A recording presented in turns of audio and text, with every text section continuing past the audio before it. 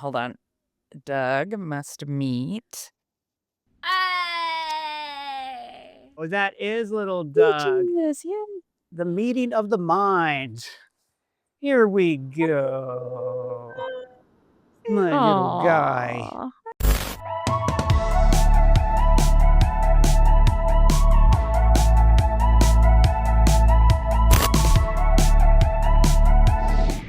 Hey, welcome back, ScreenCrush. Welcome to the Crossover Universe podcast. I am here with my co-host, Heather Antos. And I'm here with my co-host, Ryan Airy. How the heck are you, Ryan? I'm okay. I'm really nervous about today's interview because, when you gave me a list of people who we could bring on later, I was like, oh, and you said that one. I thought, this person, I don't know what I'll do because she is one of my all-time favorite Star Wars authors. She wrote my favorite Star Wars, well, outside of the Thrawn trilogy, my favorite Star Wars novel. So I'm really excited to talk to Claudia Gray later. That's going to be great. Yeah, I agree. I mean, Claudia wrote my favorite Star Wars novel outside of Thrawn as well. And we have two different favorites. So I'm really excited to get into that. Yeah, and I have not read, I think, your favorite. I'm just excited to talk to her. Yeah. Like, also, she's a prolific author. She's written so many other books that I haven't had a chance to read. I'm excited to learn about them. But yeah, you asked how I'm doing. The answer is stressed. I don't know when this is going up, but like right now, it seems like everything's happening at once. Yeah. We've got Superman, we've got Fantastic Four, we got Comic-Con, we have the Smurfs coming out, which I've got me thinking about the Smurfs. I might talk about that later on during Hear Me Out. Yeah, I got a strong Smurf take for all you Smurf and Smurfs out there. Is it about Smurfette? Is it about the new Rihanna song? A little bit of no, I haven't heard the new Rihanna song. I had no idea. What's a Rihanna again? I'm not sure. Oh my gosh, Ryan! No. Oh, the woman who did the Emperor Palpatine thing at the Super Bowl. Yes, that one. That's I know her. who you're talking about. Yeah, But that's how I am. I mean, everything else is pretty great. Yeah. Doug's good. Doug couldn't be here right now. He's off doing manager stuff. How are you? What's new with you? I mean, just continuing the prep for San Diego Comic-Con, it's funny. Last month, if you asked me, I thought it was going to be the most relaxed and chill Comic-Con I ever had. Joke's on me. I now have wall-to-wall panel schedules and meetings. I just found out that Middle-earth Enterprises is having a pop-up activation of a real-life prancing pony. Oh my God, really? Yes, and they're building it. I'm so excited for this. They're building it so that people are like Hobbit-sized. Oh, that is so cool. Isn't that the coolest thing? I'm so pumped. And their booth is really, really close to the IDW booth, so I'm going to be able to hang out there all day long. I can't wait. Well, that's going to make handling, if they're selling alcohol, that would make handling Comic-Con a whole lot easier. There it would. For you too. Right now it's been so busy. I haven't had a chance to watch much. Normally, like I've got things I'm doing, but one thing I kind of have my shows that I watch at the gym and my shows that I watch when I'm doing dishes that are basically like I'm getting caught up on them or my wife doesn't want to watch them later on. So I've been rewatching Lower Decks. Oh, fun. That show absolutely gets me every time. And the first time I saw it, I hadn't seen like all of Voyager and I hadn't seen Enterprise. So there's all these other jokes and references. I think the show works on two different levels. So I've been pretty excited about getting through that. That show has to be a treat for an Easter egg fan because there's so many layers. There's so many layers to that show. Okay. So like in the first season and at the last episode, Riker has this joke about, oh yeah, I was just on the holodeck at the first Enterprise, Riker, Archer and those guys, but I hadn't seen the finale of Enterprise. So I didn't actually get the joke, but I still thought it was hilarious. Yeah. Like that's how great that show is. So if any of you out there, for instance, like Rick and Morty, and you're kind of wanting to get into Star Trek, it's a pretty fun entryway into it. That's a video I'm going to make too, how to get into Star Trek. I'm pretty excited about. Lower Decks is definitely one of the best entry levels. That and Strange New Worlds if you want to get into the live action stuff. But like Lower Decks, yes, there's a lot of layered comedy that's Easter eggs for the show, but like it's just a fun, crazy, zany show that if you like, adult animation or anything like that, highly, highly recommend. Super fun. Have you been able to watch anything lately or are you too busy? What do I watch? I have been, so I love trashy reality television. That's how I relax. No shade. And the newest season of Bachelor in Paradise just started and I am pumped. I saw that. Yeah. We were watching that the other day. I was half watching it. I was on my phone playing solitaire. I like The Traitors. If you're gonna talk trash I reality love TV, Traders, and have you yes. watched UK Traitors? I haven't. Tyler and I have that, like, planned, I think, actually, to start this weekend. I've heard it's extra trashy. Well, what we have, like, friends we watch it with, so, like, I haven't been through the whole season, but what I like about UK Traders is, like, the Traders works people thought they were coming here to talk for us to hear geek stuff, and we're talking reality TV. The Traders is fun because it's a mashup of all these different it's like the Avengers for Right. reality shows, right? UK Traders is just normal people. So, Oh. it's more about the game, and what frustrates me about Traders is people are always like, "I can't believe you would lie to me." That's what the Yeah, game is. The game is Mafia, but with, like, people with plastic surgery. yeah, So, anyways, that's sort of our go-to, like, I don't wanna think right now, yeah. put that on. I tried watching Shark Tank last night. I can't stand that show, man. I sh Like, millionaires judging poor yeah. people for entertainment. It's the Hunger Games. I that's one of my, travel shows because it's always Shark Tank is on for Shark Tank and Forensic Files, you can find on anywhere, any hotel at any time. And Family Guy. Yeah. And Family Guy, yeah. And Yeah. so whenever I'm traveling for Comic-Con and I'm, like, finishing commissions in the hotel or just, like, zoning out and needing room service, it's always Shark Tank or Forensic Files. I wanna see just one person go on Shark Tank who's not selling a product, who's there with, like, just an investment opportunity, and everything they ask is about really intricate banking terms. Just explain Just taxes, one just person. explain write-offs to me, you know? Yeah, exactly. Just like, "Oh, yeah, no, so what's the APR?" And, like, just go through all of that stuff. APR is the only business term I know. But, yeah, that's Amazing. life. That's life right now. It's great. I think next month we're gonna be like that meme of John Travolta looking around, looking for Uma Thurman's voice in Pulp Fiction, but right now we are eating good. I can't wait for you to Yes. see Superman. I wanna talk to you about it. We can talk about it, tomorrow. I mean, I'm seeing it tonight, so, very excied. But Oh, oh, I already have something tomorrow and I moved it twice. Sorry, I can't talk to you about it then. ah, damn. Well, should we cut to our guest? Should we bring her on? Oh, please. I've been struggling to fill banter before I get to actually meet this woman. I am so excited. Uh, Who do we have? Tell us who our guest is, honey. so today is the incomparable Claudia Gray. She is the author of the Mr. Darcy and Miss Tilney mystery series, which began with the murder of Mr. Wickham. Love that we killed Mr. Wickham. Claudia is also the writer of multiple young adult novels, including the Evernight series, the Firebird trilogy, and the Constellation trilogy. In addition, she's probably most known for on this channel for writing several Star Wars novels, including Lost Stars, Bloodline, and of course, being one of the inaugural architects of the High Republic era. Claudia, how the heck are you? I am super psyched because I'm getting to meet Ryan. I briefly got to meet Doug. My husband and I are huge ScreenCrush fans. No. We have a Doug Christmas ornament that goes on the tree every December. So this is incredibly exciting. Oh, amazing, amazing. We're so thrilled to have you here. When you were one of the first guests I suggested we should bring on when we started talking about doing this podcast because I knew how much of a fan of the channel you are. So it's Yeah. and now the layers of Easter eggs will continue to develop. Whenever Heather told me you had a Doug ornament on your Christmas tree, that was one of those like I'm not gonna name drop, but like a few celebrities have like reached out through Twitter and stuff. Like, I really love your channel. And I'm always like, oh, well, thank you. That's incredibly Okay. strange. But when she told me that, that's when I was like, no, lies. Why are you lying? That means a lot that you have little Dougie on your tree. I mean, literally, the last thing I think we got super crazy into was the penguin. And Mm. after every episode was over, we would talk for about 10 minutes, like, oh, that was so great. There was like, is the screen crush up? Yeah. We got those up pretty fast. That one, man, that show really took us by surprise. We thought, yeah, we'll cover it. It's Oh, yeah. Batman. We really love the movie. And I was actually traveling when the first episode came out. So I said to Colton, hey, do you want to cover the show? And then he got to cover it. After that, I was so jealous. It was so great. Yeah, what a sleeper hit that show was. Oh, so I good. mean, I knew we were in for something good when Colin Farrell signed on to do a whole miniseries because that man's filmography choices are just they're all supreme. God, what a gift that show was. I want more in that universe. Give me more. Matt Reeves, Mhm. we're all waiting. When it came to the Batman, I didn't see it in theaters and I didn't feel much initial urgency to go see it because I was like, well, this looks pretty grimdark. And Right. I'm part, I feel like, of the cultural thing that is sort of going, maybe we've had enough grimdark. But one evening, it's relatively late.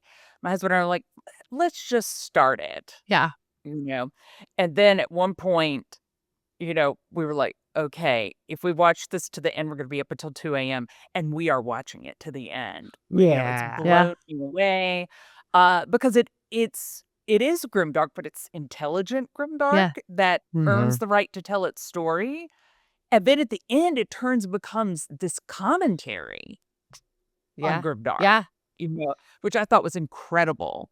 Yeah. No, it truly I that is the peak live action Batman film to me. Like, just truly, Really? it's so good. Yeah, I totally it agree. makes him a because it's a detective movie first. Like, it doesn't have to Yes. be Batman. You can remove the costume, remove the cape, and it's just a good detective movie, Yeah. which I is mean, really I cool. love The Dark Knight, but I would argue that is a better Joker movie than it is a I agree. Batman movie. I agree with that. Well, I think a lot of Batman movies struggle with that, right? Even going back to Tim Burton, the villain's always, because he has such a great rogues gallery, and Batman as a Oh, yeah. character is pretty static, so no wonder the villains always overshadow Yeah. him.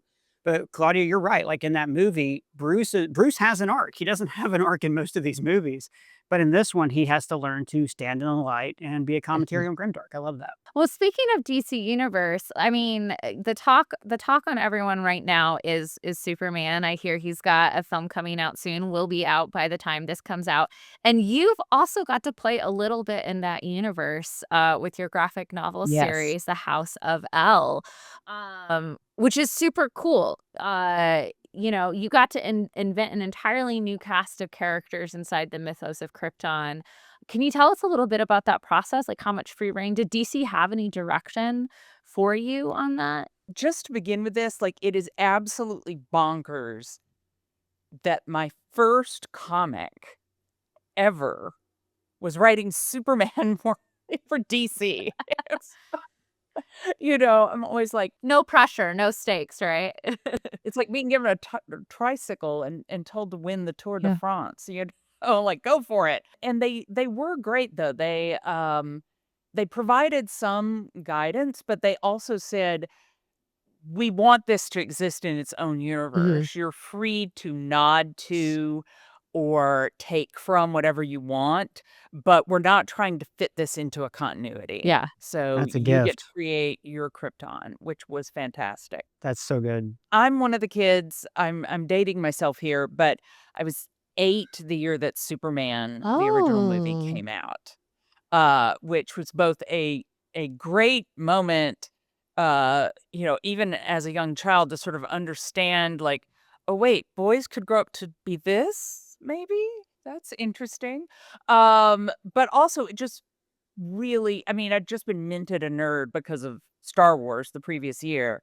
And this it blew me away. I mean, if there was one movie, if I had to try to quote an entire movie, like, for $1,000,000 or to save my life, Superman the movie is the closest Yeah. I could come, I Nice. think. That is my So, favorite superhero movie too. it's I talk about it all the beautiful, and time. it's I mean, to be the Mhm. first real superhero movie in the way that we look at them now, that movie is so confident. It doesn't show you Superman for an hour. Mhm. They trust you. They trust you to go with this crazy thing, and let the story have its weight and its emotion, and I still feel like you feel his love of Kansas and Yeah. home so much more in that first movie No, they Mhm. than really make any place else has captured I was it. gonna say they really make you invest in the character and the world, before they wow you, right? They give you Exactly. so much room to build, and I think that is something. I mean, we've talked about this a little bit on the channel, Mhm. Ryan, that some of the more, um, current, superhero films, they just wanna get to the cape and tights and the big punches and Yeah. all Mhm. that way too soon, that they don't give us anything to really sink our teeth into. Yeah. Mhm. And also, I will get to talking about my books in a minute, but now I have to nerd speak. No, no, It is no. my This is a way. podcast now. We're just talking about Actually, super. wait a minute. We're talking I'm about going to Richard say Donner. that bit of nerd speak until the very end. Okay. Ooh. Yes. Uh-oh. Okay. Uh, All right. well, But yes, so I got to create this Krypton, but from the time I'd seen it when I was a child, even as a child, I was like, how can they be this advanced, this scientifically sophisticated, have all this technology, and not know their world's going to blow yeah. up? And unfortunately, as an adult, I'm now like, oh, I see how. I They wish knew, they I just didn't didn't, but I care. do. It was just out of sight, out of Yeah. Mhm. mind. Um, but I was Or like, okay, I want to build a Krypton where we understand why they don't see it, why they can't see it. And that is what creates the very specific Krypton Yeah. of House of L. Yeah, I mean, there's a really strong, dystopian feel to those novels, it feels almost like Hunger Games meets Man of Steel in a cool way, but for, the YA audience. Was that intentional? And do you think there's something that YA dystopia can bring, like, new nuance out of superhero storytelling? Because we haven't really got a lot of that. It was interesting to play with the young adult aspect of it, Mhm. because, I mean, you have Superboy with Mhm. Superman, but it always sort of feels like this is a step before we get to Superman. And I thought it was very good to have younger people facing this because these characters, they're literally having everything stolen from Mhm. them. And I do think some of the excuses and political realities, etcetera, that sink in adulthood. When you're young, you don't buy it. Yeah. Your bullshit meter is very, very sensitive at that Yeah. point in time. In fact, it's probably going off a little too much, but I wanted to dig into that, and because it felt like the young people there, that was a good viewpoint to look at what was happening and to really question Mm. the setup that most of society is not questioning at all. And then I also wanna give a special shout out to your collaborator on that project, Eric Sawadsky, who I love Yes. Eric. I've got to work with him on, a creator-owned, comic series called Time Before Time. Oh, great. There's, like, a real elegance to his designs, like a pre-apocalyptic, like, Mhm. art deco. Yeah, I felt so guilty because, again, I was learning to write comics as I did this, and so I was well into the second book before I was like, "I have created a Krypton that is insanely difficult to draw with all these layers and this and that," but Eric nailed it. He absolutely nailed I it. was gonna ask, like, how much of that was, in the script versus just Eric bringing, his own, I flair? I have to admit that the really complicated stuff, a Was lot of that came from me, but was rendered Yeah, beautiful and visually comprehensible yeah, by Eric, which I'm not convinced every artist out there would have been able to do, yeah, or any artist possibly. It was a lot. I regret so much. Poor Eric, No, no, but you guys killed it. I mean, but that has to be such a learning curve, right? As someone who writes mhm. primarily in novels where you get to just use a million words to describe all the Yes. beautiful Unlimited things, budget. unlimited budget, Yeah. and, it's easy to write 1,000 soldiers on 1,000 horses with 1,000, spears Mhm. and not think twice about it. Mhm.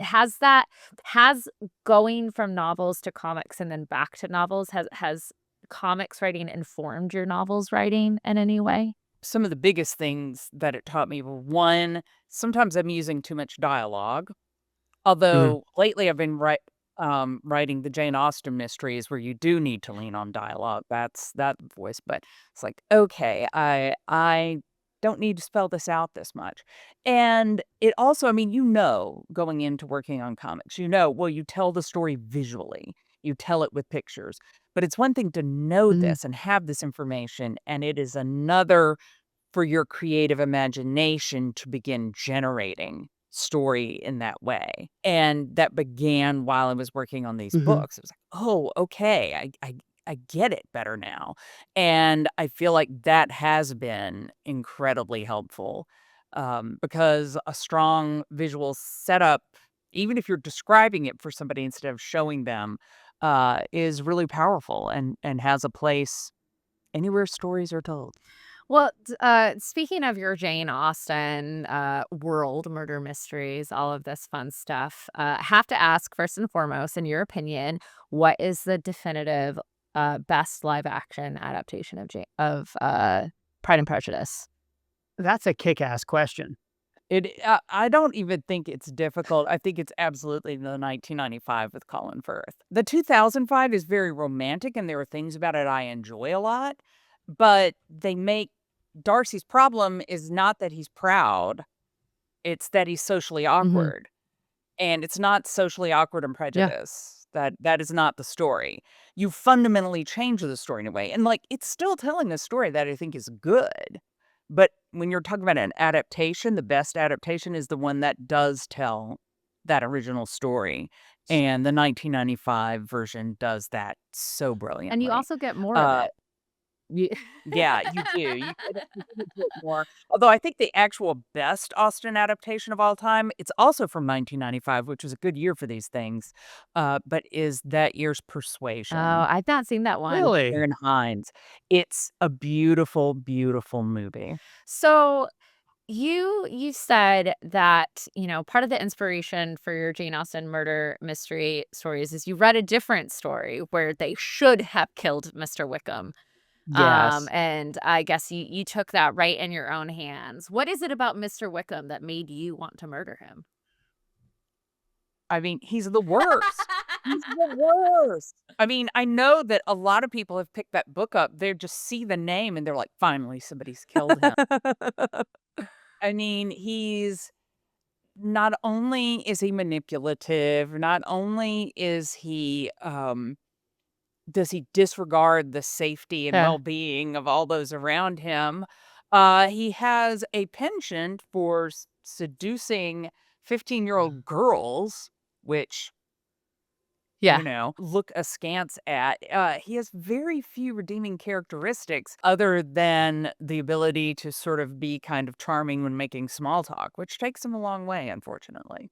But yeah, it was very satisfying to finally get to do that because also I was just like, so many people could want to kill him. I can create a long suspect list on I this. love that. So, I mean, in your career, even though this is your own adaptation, your own version of these characters, your own world, you're still dealing with beloved characters who have lived on Okay. in various formats, which is similar to, working with the world of Krypton, similar to working with the world of Star Wars, X-Files, which we'll get to a little bit. How do you, because you're still writing these, like, how do you navigate honoring Austen's original voices while completely changing the tone, and genre of this world? That was honestly the biggest challenge of the first book was finding the tone that would still feel Yeah. Austen-esque, but be believable for a cozy mystery. Mhm, We have slightly different values of what's realistic to Mhm. happen in these scenarios. If you're reading cozy mysteries, the idea that these quiet English towns have a murder rate that would would stagger and panic anyone. Um, you sort of roll with mhm. this. But Jane Austen was very rooted in things that could happen and did happen. Even the more dramatic events in her books are all events that could and did occur. So that was the hardest thing was sort of finding a voice that would hit that. And it's great because I mean, you have these wonderful characters who, even more than 200 years later, remain Mhm. funny, which again, like, there's stuff from 40 years ago that isn't Yeah, funny anymore. This stuff is still yeah. funny. The characters are really drawn in a way that lets you get in there and understand them and play with them. And I always try to draw on the faults they have in the original books are the faults and flaws that lead them into trouble, because all your suspects have a Mhm. problem. All of them are telling a lie. The question is, who's telling the lie about the murder? That really helps to sort of root it in what we already know are their weak points. And of course, in the original books, they come to recognize these weak points, but I definitely think Austen was a wise enough student of human nature to know we don't really get over our flaws, we just get better Like at handling masking them. them. Yeah. Hmm. Yeah, but there will always be something that can set you off. Yeah. Always, the right circumstance. And so it's fun going, "Okay, what would it take in The Murder of Mr. Wickham? What does it take for Mr. Darcy to shut down emotionally again?" Yeah. You know? What could lead, Mr. Knightley's brother to make this bad decision, etcetera? So hopefully that Yeah. helps, tie it back to the originals just enough that people are able to follow it and have fun. Well, and speaking of fun, I saw you recently got to go to the Jane Austen Foundation in England and practice some quill Mhm. work with our mutual friend, Kevin Scott. Yeah. But Yes. also there, I saw you visited the Mary Shelley's Frankenstein Mhm. museum. Did. Is that possibly for some upcoming research for something? No, not at this time. I want a Claudia Gray Frankenstein Mary Shelley murder mystery. I actually tried really hard to do a sort of Frankenstein thing back in the early heyday of young adult books, but I could never quite get the idea in order. So I'm never gonna say never. Some things like this could come up and but it wasn't immediate. It was more that Cavan said if he came to the Jane Austen Center with me, I was then going to the House of Frankenstein with him. And they are literally about 2 doors apart. And that's in London? It's in Bath. Oh, in Bath. Okay, I gotta go. Mhm.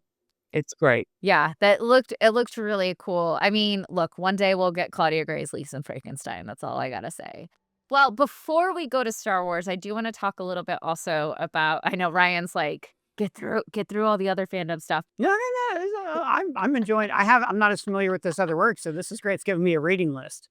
I keep stopping to fill out my Goodreads as you guys are going through. So Well, please. speaking of fandoms, I happen to know that you are one of the biggest Mulder and Scully fans out there. Oh, yeah. And you also just so happen to get to write a YA prequel novel. Oh no, No. was it not? No, it's Oh, I not a thought it was YA prequel YA. novel. No, it is Oh, adult it's novel, adult. and Okay. in fact, it How takes adult are we place talking here? after Because on How AO3, adult? I've seen some pretty adult Mulder Scully fiction. not as adult as my first Mulder and Scully fiction on the internet back in the day.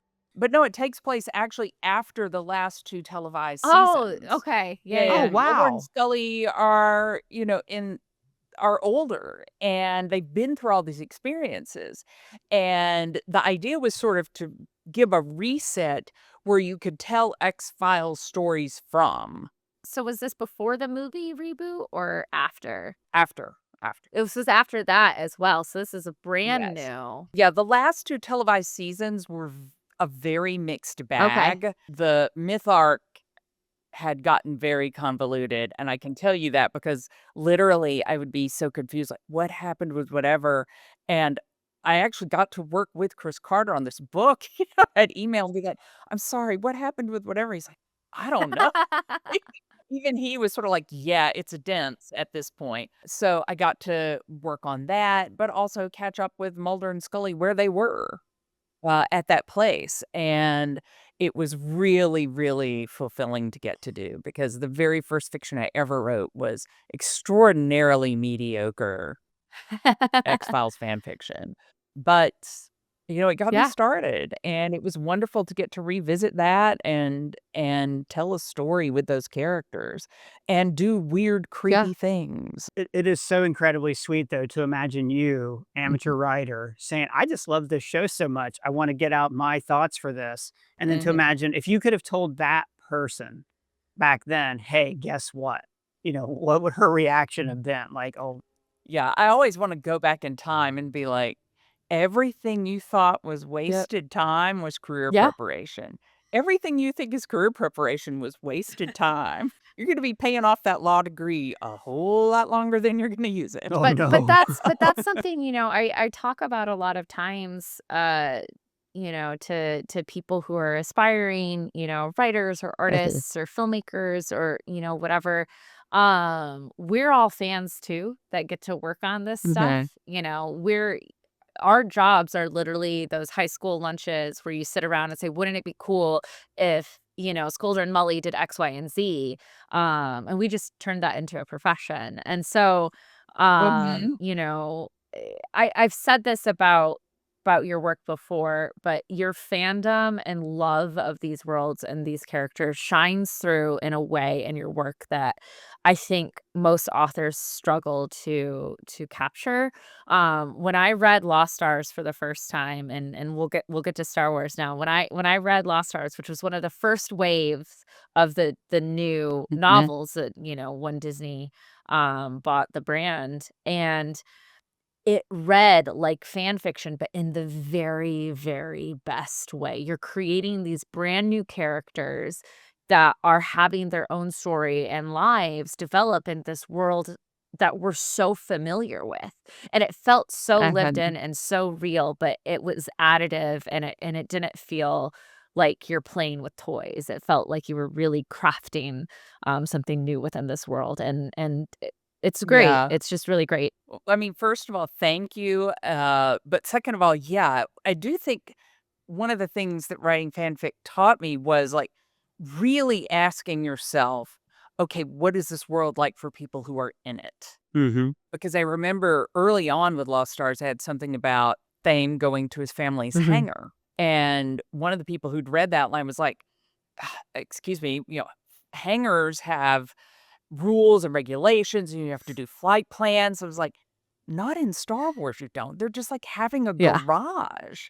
It Yeah. would be completely ordinary there.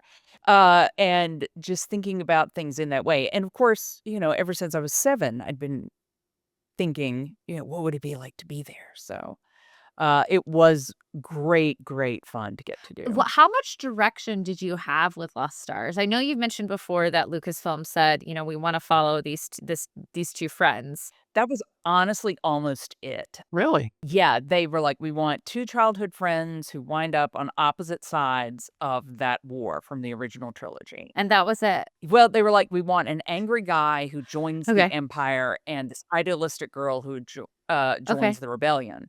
And I was like, "Let me switch it. I Yeah. want the idealistic girl in the rebellion and Mhm.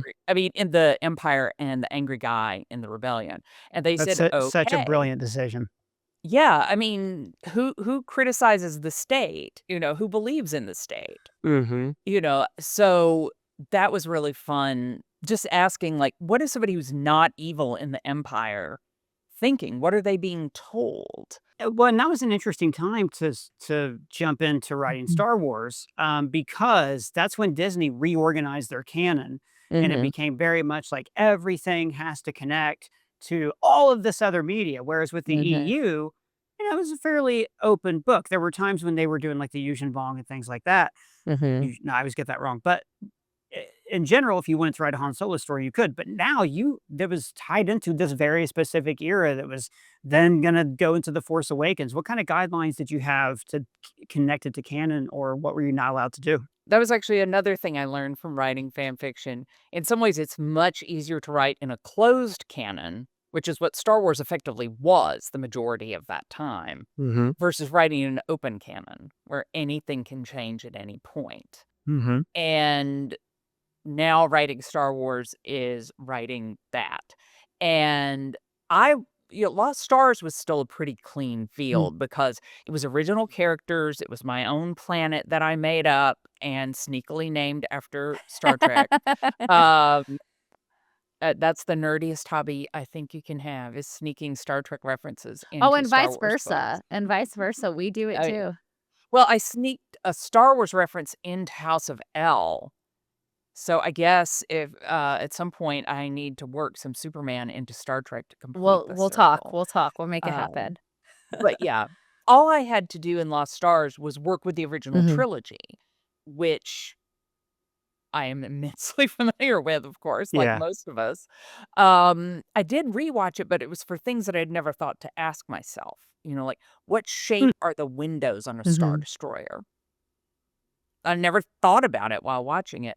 Or what's it like down in those data pits on the bridge of a Star Destroyer? Mhm. Because we're always looking at Vader or whoever else is up there, but Santa, she's down in the pit, so I need to I needed to watch and just look at that, which was fun to do. So yeah, with Lost Stars, it was very, very free. It had to be a little bit more conscious since I've learned to ask up Mhm. front. I ask a lot of questions, like, can I have the huts? Can I have a little bit of the Right. huts or a Yeah. lot of the huts? Can I go to this planet? Can I do this?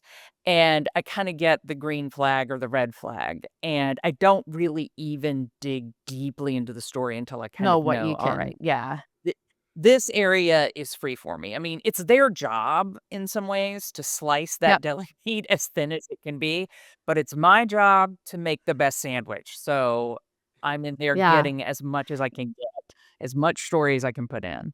Now, at that time, I was also working on the Star Wars comics, and it was a very exciting time to be working on Star Wars canon, Mhm. Force Awakens hadn't quite come out yet. We're all just super, super hyped, but as we all know when working on licensed IP, especially active licensed IP that is a connected continuity, there's always the Mhm. risk and always the time of, "Oh, hey, they changed this line in the script. They added this character. They changed this character.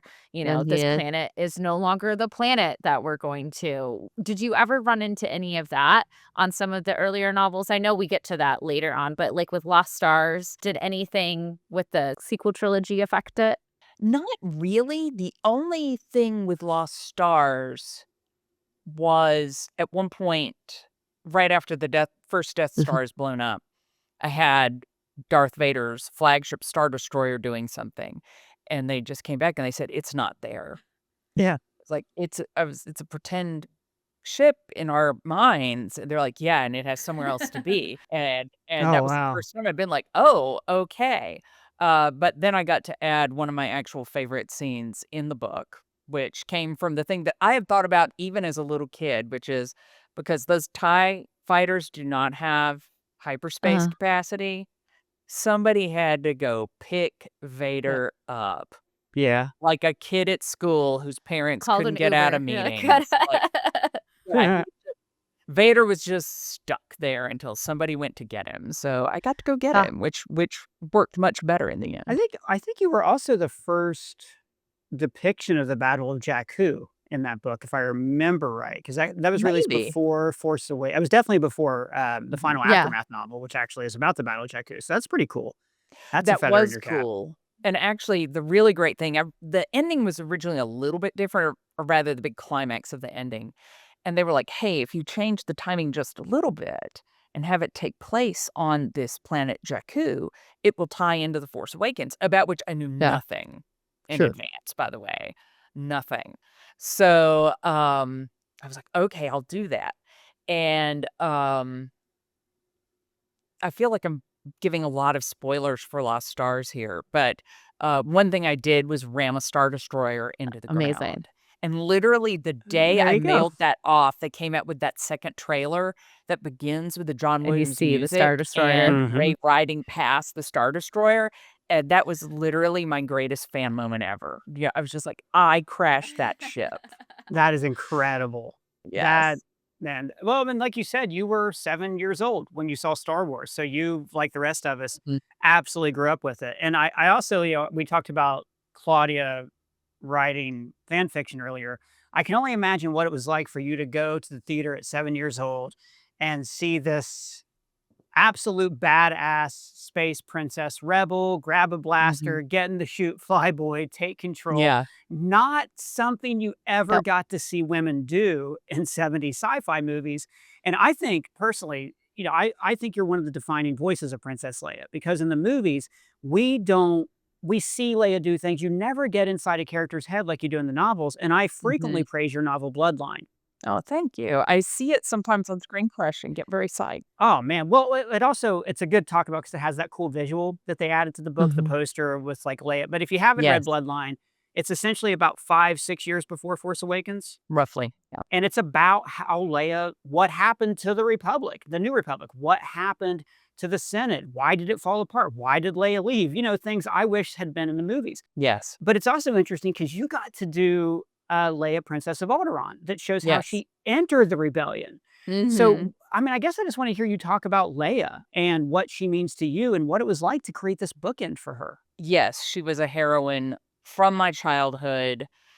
I remember I wanted that Princess Leia doll so badly. So badly, I could not stand it. And they didn't have a bunch of the toys Yeah. out for Christmas '77, it was Mm-mm. Christmas '78. Yeah, because they didn't know it was going to be a hit. Well, you also got to, like, pre-order toys, right? Like, with, like, the Black Series, you got to the cardboard box or whatever. Yeah, we did not do that. Yeah, my brother and I were not quite old enough for pre-ordering, but the minute those things started to show up in Yeah. stores, we just began collecting them, and that was one of the things that we would play together. We tended to have very different ideas of what was fun, except Star Wars, which, we liked very That's much together. sweet. Yeah, actual true story, we had, one of the little just rebel guys, uh, nameless Rebel 47 or whatever it was, Hmm. and, the place where I grew up, we were right by a Mm. river, by which I mean it was backyard river, and, one time there was gonna be flooding, and they came and they sandbagged everything, but when they were done, they left this huge pile of sand on You the had vacant Oh, lot man. Tatooine. opposite our. Yes, we did, and so we're out there playing and Tatooine, etcetera. We did that a ton, Amazing.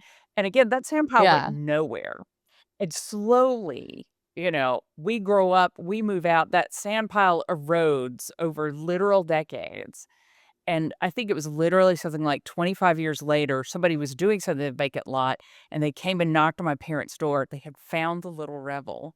He had Oh, been buried wow. Oh my all that time, and they was like, "Did this gosh. belong to you?" And they were like, "Yeah, we think it did." So, Oh, it my was a gosh. long tour of duty for Oh that my little guy. gosh. Did he know the Yeah. war was over when he was pulled out? Is he like, was it, no, we won. It's okay. Like, Get that toy some therapy. Yes. so for you, what makes Leia, it's such a basic question. What makes her fun to write? Like, what do you identify with in her? Well, I mean, she's great because she's funny, she's got a little bit of Carrie Fisher's Mhm. authentic bite Yep. to her, and in the novel, I got to lean into that a little bit more. Not much, but a little bit more, and that independence of spirit. Yeah. She's just so completely unbowed by all these things that happen, um, that could devastate things, and, like, one of my happiest things in Bloodline was sort of recasting they don't call it the slave Mhm. Leia bikini Mhm. anymore, but Mhm, the Jabba mhm. the Hutt bikini, getting to recast that as her being famous as the Yeah. Hutt Slayer. Yeah. That's what she was wearing when she Yeah. strangled this guy, and that's what that means to Yeah. her and, to many other beings in the Star Wars universe And itself. Carrie Fisher had Yeah. said that too, that for her, it wasn't about the bikini, is that she strangled a Yep. giant testicle Yeah. while she Yeah. was wearing the Yeah. bikini.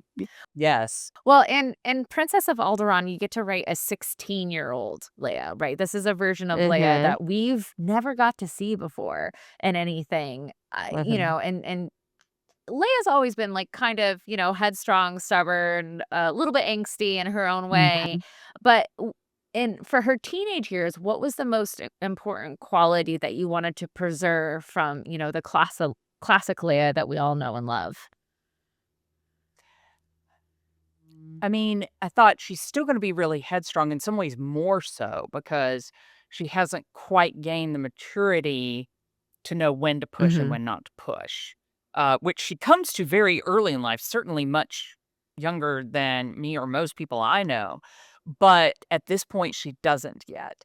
But the thing that was really important to me was making her very active from the beginning, because sort of the standard fan explanation, or I think it was even alluded to sort of in official things, was like, "Oh, Bail brought her Mhm. in. Her father brought her Yeah. into the rebellion." And I always ask this at cons. I'm like, "Okay, you, parent, are engaged in something that you feel strongly about, but you absolutely know if you are caught, you will be tortured and murdered Mhm. immediately. Are you A, in a big hurry to introduce your minor child to this, like, or B, going to keep your Yeah. kid as far out of it as you possibly can. And I felt like the second option was Yeah. more likely for most parents. I wanted to give her the motivation to be like, my parents aren't quite telling me the truth Yeah. about what they're doing. Something is going on here. I can't rest until I know what it is. So that was the most important thing to me. It's an interesting juxtaposition too of seeing the Mon Mothma relationship with her family and, that we just Yes. saw in Andor, right? Oh, yeah, and I love that. I mean, I love Mon Mothma, I always have, particularly back in '83 when she was like, "The Yeah. other girl." Oh, thank God, Yeah. you know? And Yeah. the leader. Yeah.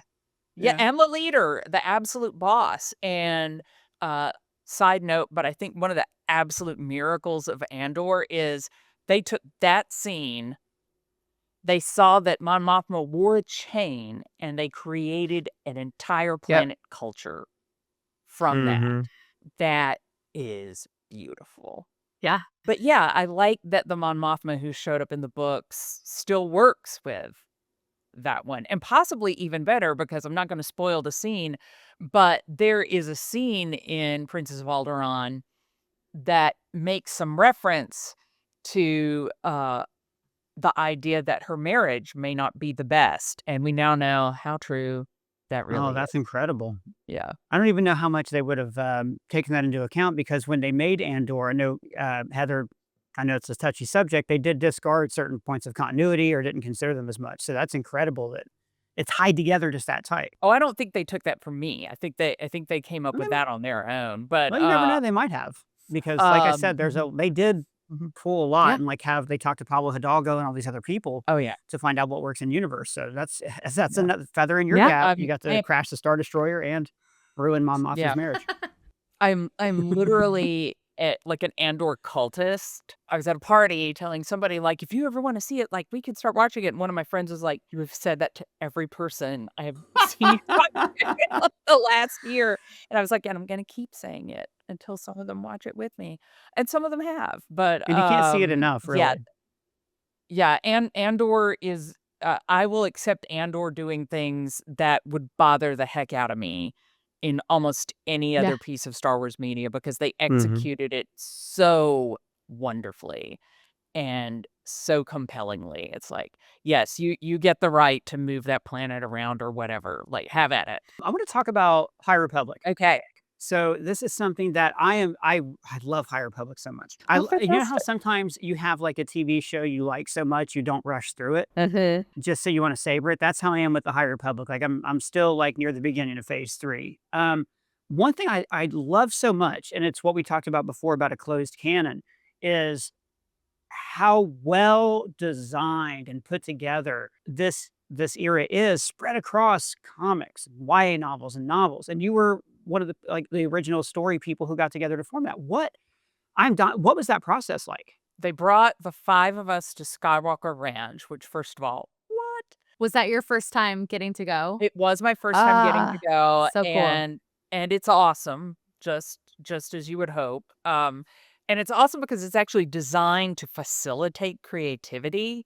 You have to walk around through these different sort of landscapes to get from building to building, because that Mm, is a great moment for idea generation, and we got to go into the library, which is amazing, and there are all these books, and it's mythology or deep sea creatures, the costumes of, I don't know, Japanese no theater, all these different things for inspiration. And you'd be leafing through a book and you'd find this little tab, be like, oh, somebody looked at this for the Phantom Menace, which was incredible. wow, my brain's exploding right now listening to this. Yeah. But my our first meeting, our first conference, we literally were just talking about things we liked in Star Wars and what we were interested in seeing in Star Wars and what we connected to.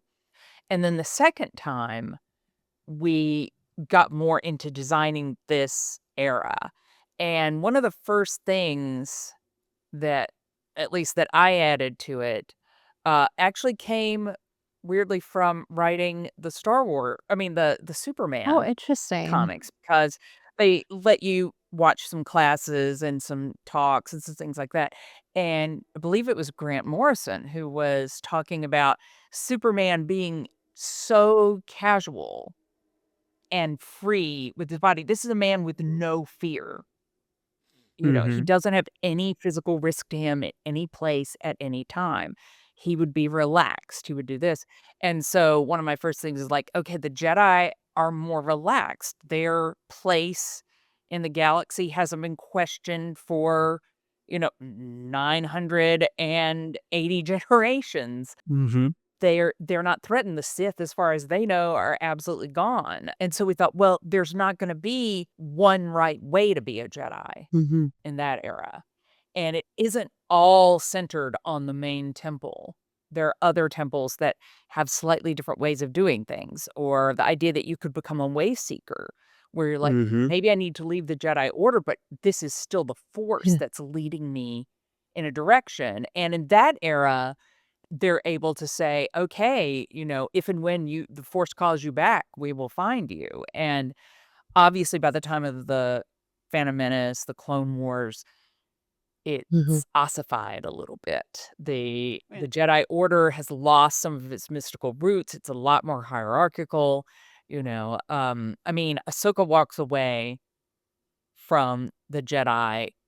In the High Republic era, I don't think she would've if she had felt the need to do that, it would have been free for Mhm. her to return. There would have been a place for that. well, So the that was Jedi one had of the also adopted a military Mhm. structure by that point too, and I've said this exactly. for a while. The High Republic added more to the Star Wars canon than Mm. anything since the Phantom Menace. Oh, Like, wow, thank you. yeah, everything you know, it's true because, like you said, you added all these different layers and dimensions. Mhm. But continue, please. I cut you off. I mean, but, we liked the idea of showing kind of Yeah. that golden age because from 77 on, when you heard Ben Kenobi say that they were the guardians of peace and justice for 1,000 generations, Yeah. you wanted to see that. You wanted to see it in action, and it's very easy to create drama out of the dysfunction of something or the breakdown of something. This is natural conflict. But that didn't mean that there was no way to create conflict and stakes and still portray what was a golden age, not a perfect age, and certainly terrible things are still happening that they have to deal with, but to see the order functioning well, to see the different ways that it could play out, to see the different kind of Jedi that were welcome then. That was something that I think we were all very psyched about and that we thought a lot of potential readers would be interested in. Well, that was something, in the early days of the Marvel run, like Charles Soule, we pitched this Obi-Wan and Anakin series, and it was originally supposed to be its own ongoing thing because there's, 10 years in between Phantom Menace and Attack of the Clones. And, for Mhm. the movie era, right? Like that was when the Jedi were still being Jedi. Yeah.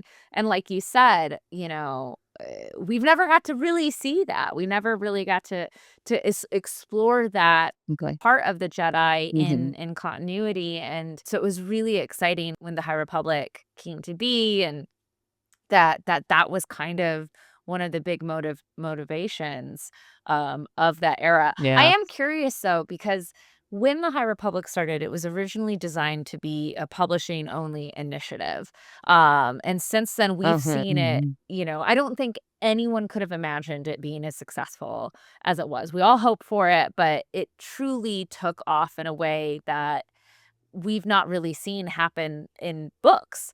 It Yeah. Daniel Jose Older and I Yeah. both lived in New Orleans at that time, and I remember we were at lunch one day going, "Is anybody gonna read this?" Yeah. We were Well, the cons marketing was perfect too. I mean, the Yeah. trailer and everything. It's just we were so Mhm. pumped about it. Yeah. Yeah. Oh, I Heather, was That's just all I gonna say, interrupted you. like, what has it been like to see this world, this little pocket corner universe, hundreds of years before any of the films take place, to see it pop up and be a major part of the Fallen, the Jedi Survivor game, to be, to get its own Favorite. TV series that takes place in the era and the Acolyte, like, that's gotta be wild. It is wild. I mean, the extent, at least of my participation in that was they were like, "There's going to be a video game," and that's it. Right, That's what you right. get to know. With The Acolyte, we did get to go to the premiere, Oh, fun. Oh, that's awesome. which was fun and really enjoyed it and had a good time, but they would not let us in the big party for the cast. We did not You're rate. kidding me. We did not That sounds rate. No. correct. But we actually, a friend of Charles Soule's, it turns out, is a magician, and he took us to the Magic Castle instead, which was super fun and a great time, and Oh, then, last year at a con, I got to meet Manny Jacinto, who played Chimere oh, so very awesome. well. Of everything in The Acolyte, I really hope they'll go back and tell more about Chimere. I thought he Me was too. great. I thought you were But gonna say for a second that Charles Soule's magician friend snuck you into the party because no, he no, was the no. entertainment and he had some sort of, like, revolving, like, TARDIS or something, yeah. That would've been great if we burst out of the Aztec tomb, no, but anyway, I was telling yeah, we did Very get to good, go to yeah. the party, and he said, You didn't miss much." And I said, "We went to the Magic Castle instead." He was like, "I would've wanted to go to the Magic Castle." So, I believe we got the better part of that deal. But yeah, it is incredible, and I do think we're gonna see more things taking place Yeah. over a Mhm. broader period of time. I mean, we know this because of the James Mangold movie, Yeah. which is supposed to be so far back and is being written by Beau Willimon, who is one of my very favorite writers of Andor. Hold on. Doug must meet. Oh.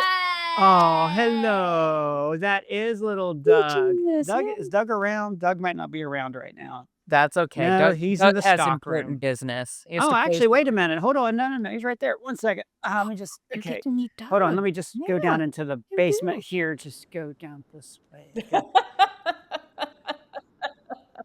And the meeting of the minds. Here we go. My little guy. Aw. And as promised, Doug. he gets a treat. Okay, come here, Yeah, buddy. she's hearing the TREAT word. Sorry about that.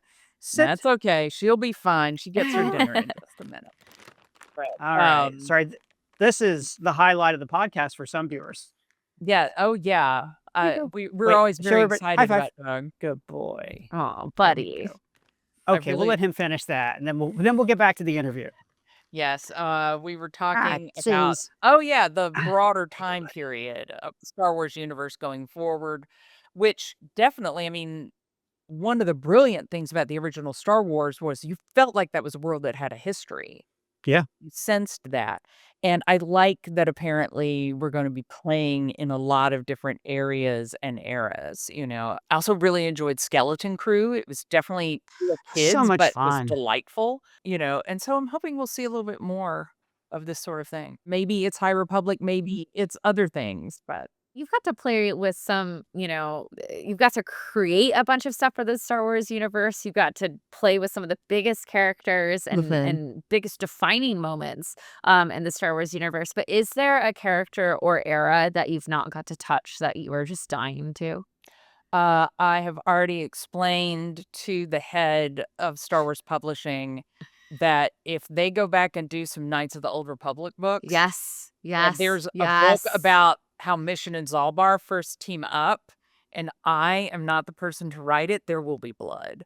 It is not okay. And Ooh. actually, all the time when I'm asking what I can have in a book, I'm like, "Can I have HK-47?" And the answer's always no. Yeah, they told us no too. Yeah. Uh, uh, yeah, I really wanted him for Interesting. Master and Apprentice. I just felt like he should be calling poor young Obi-Wan a meatbag, but, anyway, This I'm this very just interested in proves that. that they obviously have an HK-47 trilogy planned specifically following his murders. It could be kinda great, though. It could. Yeah. It really could. I'm under NDA. I'm not at liberty to talk about it. Well, on that note, Ryan, should we talk about some hear me outs? Let's do Hear Me Out. Let's do Hear Me Out. All right, so Smurf movie's coming up. I saw a billboard for it, and it got me thinking about the Smurfs and about how, and this is more of a theory than an opinion, but the Smurfs, I don't know how deep you guys are into the lore, but Papa Smurf was the first Smurf. He created the other Smurfs. Smurfette was created by Gargamel, and then Papa Smurf did magic to turn her good. My whole thing about the Smurfs that's weird is the Smurfs are asexual, right? They do not reproduce. And most of the other Smurfs treat Smurfette just like another Smurf. Like they don't care, except Hefty and Handy Smurf fight over her a lot. And I think, and this isn't so much a theory as like an observation about this universe, I think it's because they are cast in traditional masculine roles. So they feel like they're supposed to chase after Smurfette. But to quote the Joker, it's like a dog chasing cars. I wouldn't know what to do if I got one. So that's why I think for them, it's more about the fighting. And if anything, there's more sexual tension between those two than there would be between Smurfette.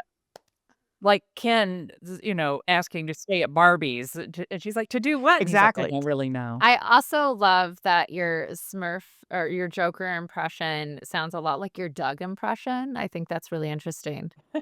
They're very They're similar. very similar. Yeah, yeah, yeah. They all come from the same place. Yeah. Also, there's other characters too, but the sock puppet, for instance, is also a little bit of Joker in there too. A little bit, a little bit. Well, also in his motivations. Yeah.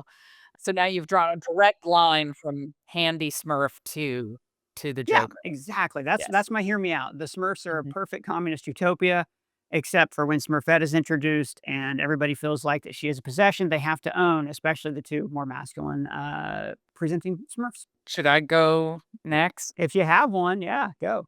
All right. Hear me out. Even though I feel like Superman the movie is respected and loved, I still feel like Gene Hackman's performance as Lex Luthor does not get the credit it should get. Okay. It is absolutely hilarious the whole way. I mean, he is so dry. Anytime my husband or I knock something over, the other one goes, "Those cat-like reflexes." Um, but the thing that always gets me is when Superman's gone down to Luthor's lair and he's Hmm. showing him the map of California as it was, as it Hmm. will be, and an Otisburg is mentioned. Yes. Yes, Otisburg. But there's a moment where Superman just says with real contempt, it's twisted. And Gene Hackman does this thing where it's a little step back and kind of goes, huh. And it's this one moment where he drops Yeah. the funny. And for Hmm. this one moment, you realize there could be real menace here. It's almost like Hackman's going, if this weren't a comedy, you can't imagine what I'd do. Yeah. And I feel like that one little moment where he let that get to Luthor and really get at him, I feel like it grounds the whole performance. And I feel like it makes you take him seriously as a threat, even though his threat is in this movie that is funny more often than not.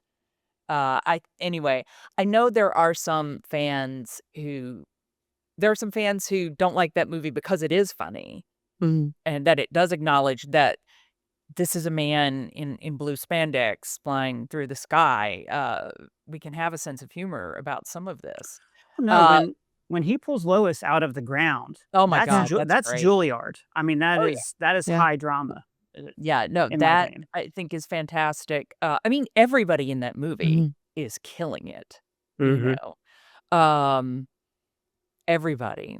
But I feel like Gene Hackman's Lex Luthor is the most ignored by the fandom because he is a comic villain, but I feel like it's an amazing performance and has just the right amount of menace. I love it. That was a great take. Heather, Yellen? I do hear me Mhm. out. This one again, Claudia, I'd love to know your opinion on this because you spent just about the most time with this character as anyone. I think Leia was the true chosen one. While Anakin was prophesized to bring It's a good balance to take. the Force, Leia was actually the one who had the true potential to fulfill the destiny. She was born of the same Hmm. bloodline.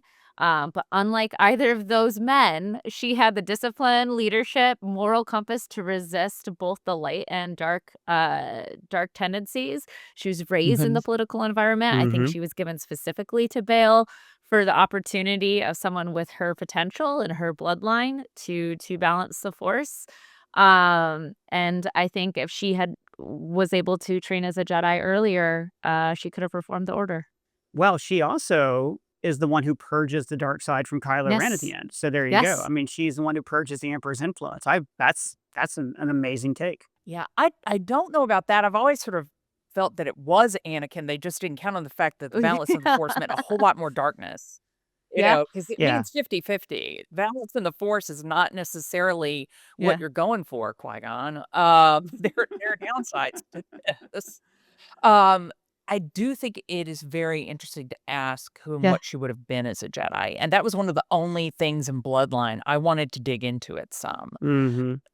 and because they approached me for that, still The Force Awakens had Yeah. not come out, Mhm. and that was the one where I was like, "Okay, is this happening? Is that happening?" And they could only tell me so much, but they did explain that Leia was not a Jedi, and I wanted Mhm. to get into that, and they were like, Hold on Yeah. that." Right.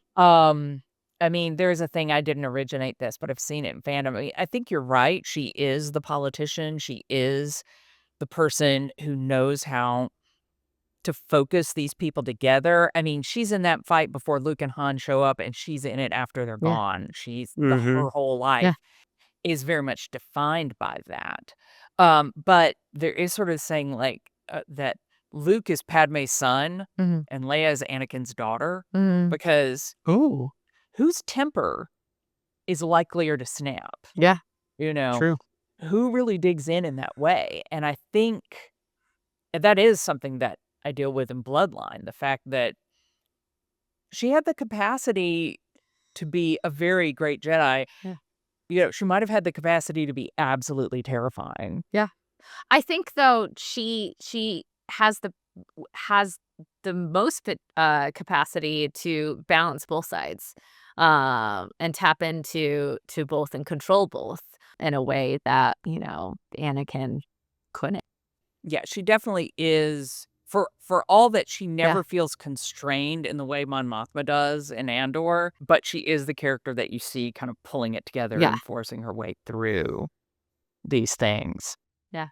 Well, this was amazing, Claudia. Thank you so much for joining us. Before we say goodbye, please tell everyone where they can find you, what you have coming up, anything else you want to plug. I'm not on social media much anymore. I do Instagram because I can look at dogs, and interior design, and I can keep that to a minimum, and I'm one of the 14 people still on Tumblr, and we're having a great time, yeah. Oh my god, yeah. My accounts are kept up on Threads and, Facebook, and they will report, like, when I have, events possibly in your area or a new book is coming out. I had 2 releases this year with Into the Light, which came out in April, Mhm. and then just last month, we had the 4th Yep. no, wait, yes, the 4th Darcy and Tellney mystery, which was, the Rushworth family plot that came out just a month ago. And even though I am very, very busy at the present, I do not believe I have another book coming out until the 5th Okay. Darcy and Tilney mystery. There will be a 5 and 6 for sure. Now, I also have a comics thing that I don't know whether or not I can acknowledge it or when exactly it would be coming. We can't. It hasn't been officially announced yet, but I will plug for Claudia. She did dabble in the Star Trek universe with me. But more on that will be revealed hopefully in the coming months. And that was huge for me because I've also been a Trekkie my whole life. Hugely when you were talking about Lower Decks, I was like, not on mic yet. I was like, "Oh, no, I cannot speak out because I love it so much." And is it next week we get more Strange New Worlds? It is next week. Yeah, next week Next season week. 3 drops. Yeah, yeah, yeah. Yes. And then they just announced revealing the Starfleet Academy cast, and I don't know, but I assume a trailer at at Star Trek's Hall H panel. So Oh, fantastic. very exciting. Yeah. Yeah, so that was a huge thing for me to get to do, and, but I have no idea when it will appear, and we can only say that it exists. I can't believe I got to talk. I mean, this has been great. Thank you so much. Thank you so much, Claudia. This was super great. So thrilled to have you here. This was super, super fun. I think I may have nerded out more than I may have talked about my own books, but No, that's great. That's what we want. That's totally Mhm. awesome. I think that's more fun sometimes, just getting to hear people talk about our things we love, you know? Yeah. Well, guys, thank you so much for joining us. You can subscribe to the Screen Crush Crossover Universe podcast below. We're on all the different platforms, plus on YouTube. If there's anything you wish we would have asked Claudia Gray, let us know in the comments below. Thanks again, Heather, my co-host. And if it's your first time here, be sure to subscribe and smash that bell for alerts. For Screen Crush, I'm Ryan Airy.